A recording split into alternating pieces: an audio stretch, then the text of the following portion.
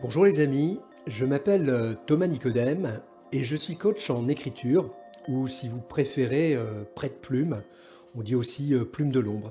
C'est-à-dire que j'accompagne des personnes qui ont un profond désir d'écrire mais qui ne savent pas toujours comment le faire ou comment structurer un livre par exemple.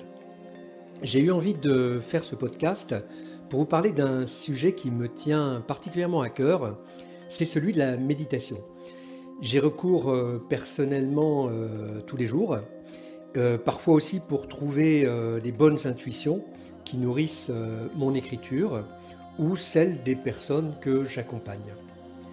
Mais la méditation, elle a aussi ses détracteurs. Certains disent qu'elle est dangereuse, en particulier pour nos enfants. En effet, il y a quelques jours, un certain nombre de représentants syndicaux, de parents d'élèves ou d'associations laïques de défense des libertés ont demandé au ministère de l'Éducation nationale de mettre fin à la pratique de la méditation dans les écoles et les collèges. Ils invoquent le motif suivant. Il s'agirait d'une pratique sur des enfants mineurs, d'une méthode qui peut aboutir à un conditionnement avec perte d'esprit critique et assujettissement de l'individu. Cela engendrerait des risques importants qui ne peuvent pas être négligés. Pire encore, toujours selon les détracteurs de cette méditation en milieu scolaire, je cite « Aller chercher en soi des ressources pour se sentir mieux, comme le veut cette méthode, pose problème chez des enfants victimes de violences familiales qui ne peuvent améliorer leur sort et risquent de culpabiliser. » Fin de citation. Je ne veux pour ma part émettre aucun jugement vis-à-vis de cette position, même si je ne la partage pas du tout. Lorsqu'on interroge par exemple le moine bouddhiste Matthieu Ricard sur la méditation, il répond qu'elle permet essentiellement d'apprendre à mieux se connaître et à cultiver une manière d'être optimale, axée vers le bonheur et l'altruisme. La méditation, c'est toujours, selon Matthieu Ricard, éviter de devenir esclave du flot des pensées négatives qui inondent l'esprit. Quant à la méditation de pleine conscience, qu'on appelle la MPC, et qui est la cible principale des signataires de la pétition, en fait elle consiste par définition à être simplement là, au moment présent, sans jugement, et en accueillant toutes les pensées, sensations et émotions qui viennent. Elle permet d'être en pleine conscience de soi et des autres, à chaque moment de son existence. D'ailleurs, selon une enseignante de l'école primaire, qui n'est par ailleurs adepte d'aucune religion, mais qui pratique la MPC en classe, à raison d'une dizaine de minutes par jour et depuis plusieurs années, pour elle, la méditation incite les enfants à exprimer leurs émotions et à se confier. Conseillée par une amie pédopsychiatre, elle a constaté en très peu de temps un effet positif sur ses élèves. Elle dit qu'ils sont moins stressés et communiquent mieux entre eux. Où est donc le mal? Même si le bien et le mal sont des notions auxquelles, je vous avoue, personnellement, j'évite en général de me référer. Je n'ai rien contre les opposants à la méditation à l'école, et d'ailleurs je les félicite d'avoir porté ce débat dans l'espace public. J'espère en revanche, pour avoir moi-même pratiqué le métier de journaliste pendant 35 ans, que les médias iront interviewer les élèves qui pratiquent déjà et les parents de ces derniers. Je pense qu'ils sont les premiers concernés et la question est de savoir s'ils se sentent plus mal ou mieux qu'auparavant ou si c'est égal.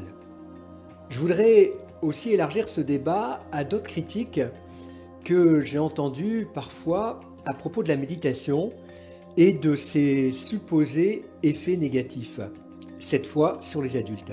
D'abord, poser la question des effets négatifs, cela présuppose que la méditation devrait plutôt avoir des effets positifs. Et donc qu'on arrive pour certaines personnes à l'inverse du résultat qu'on escomptait. Sauf que pour moi, pratiquant la méditation depuis plusieurs années et au rythme quotidien, maintenant depuis près de 2 ans, je me suis aperçu que la méditation, elle a vraiment pris un sens à mon niveau à partir du moment où j'ai cessé d'en attendre le moindre résultat. Ceux qui parlent de ces effets négatifs vont citer par exemple des personnes qui pratiquent la méditation depuis des années et que cela n'aurait pas rendu, entre guillemets, meilleur, voire pire.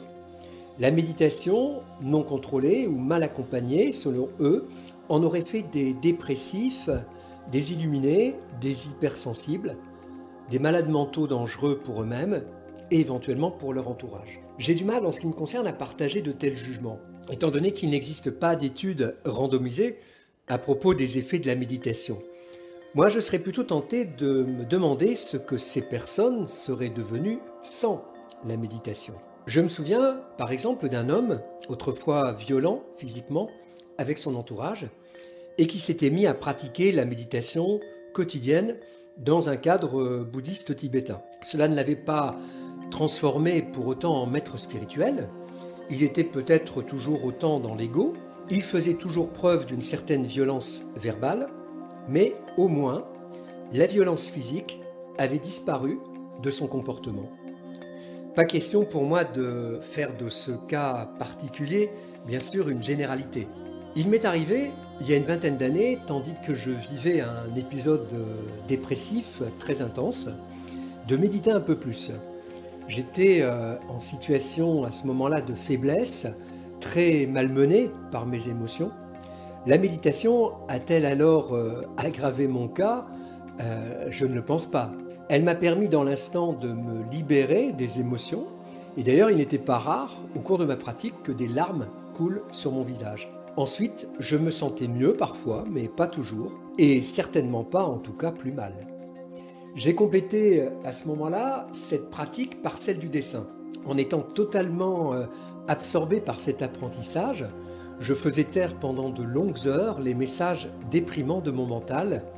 C'était aussi pour moi une forme de méditation. On critique aussi facilement le comportement parfois orgueilleux de certains méditants qui se prétendraient plus spirituels que d'autres, plus avancés dans leur pratique. Je préfère encore personnellement que l'ego s'exprime dans ce domaine plutôt que dans celui de la politique ou du monde du travail, où il est bien plus dangereux pour la société et les individus qui la composent. Certes, ces méditants en recherche de reconnaissance sont dans l'ego, cela veut-il dire pour autant que la méditation cultive l'ego et le goût du pouvoir? Certainement pas. Il s'agit simplement d'un phénomène bien connu d'illusion spirituelle. Le maître spirituel auprès duquel j'ai accompli mes premières méditations, au début des années 2000, n'était autre que Sogyal Rinpoche, l'auteur du livre tibétain de la vie et de la mort, animé des retraites dans la région de Montpellier, où j'habitais à ce moment-là. J'ai appris certaines pratiques méditatives qui m'ont nourri pendant des années. Le livre de Sogyal Rinpoche a aidé des millions de gens à travers le monde à mieux vivre le deuil. Pour autant, je ne me suis jamais senti très à l'aise avec le côté business de ces retraites et avec la vénération dont ce maître faisait l'objet de la part des pratiquants qui fréquentaient ce centre.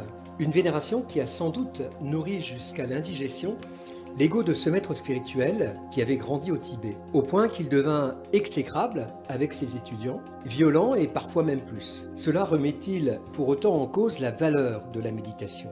Non. Cela fait-il de la méditation une pratique dangereuse pour l'individu? Non plus. Certains disent aussi la méditation, ok, mais à condition qu'elle soit pratiquée dans un cadre très strict et très protégé, pour ne pas mettre en danger le méditant débutant, sans quoi ce dernier risque d'être intoxiqué par des énergies négatives qu'il serait incapable de maîtriser lui-même. Là, je vous avoue que la cordelette qui soutient les 108 perles de mon collier mala de prière m'en tombe. La méditation serait ainsi ravalée au rang de pratique spirite douteuse. Méditer, cela reviendrait à demander à des esprits de faire tourner des tables. On peut tout à fait croire dans la présence d'énergies négatives, d'esprits maléfiques ou de ce que certains appellent des entités. On peut tout à fait y croire et personnellement, j'avoue que j'y crois. En revanche, ce que je me refuse à admettre, c'est qu'une personne qui médite et qui est hypersensible aurait plus de chances de choper un de ces petits diables que quelqu'un qui ne se connecte jamais à sa conscience, vit plus dans le bruit que dans le silence et fuit les espaces naturels, les considérant comme des réservoirs à petits lutins maléfiques. Tout ça ne me paraît pas fondé. Pour ce qui concerne la nécessité d'être accompagné par un enseignant ou un maître spirituel, pour ma part, j'émets de sérieux doutes. Je ne prétends en aucun cas être détenteur d'un doctorat en méditation. En fait, je peux bien vous l'avouer, je ne sais rien. Cependant, la méditation que je pratique depuis 2 ans me correspond bien et elle m'apaise. Elle est très intuitive, sans règle absolue. Elle puise son inspiration et non sa méthode dans les écrits du philosophe indien Jiddu Krishnamurti. Ce dernier m'a appris à me méfier des gourous, même s'il m'arrive de temps en temps d'en écouter. Je ne recherche pas une méthode et des règles pour méditer, ou à monter des niveaux.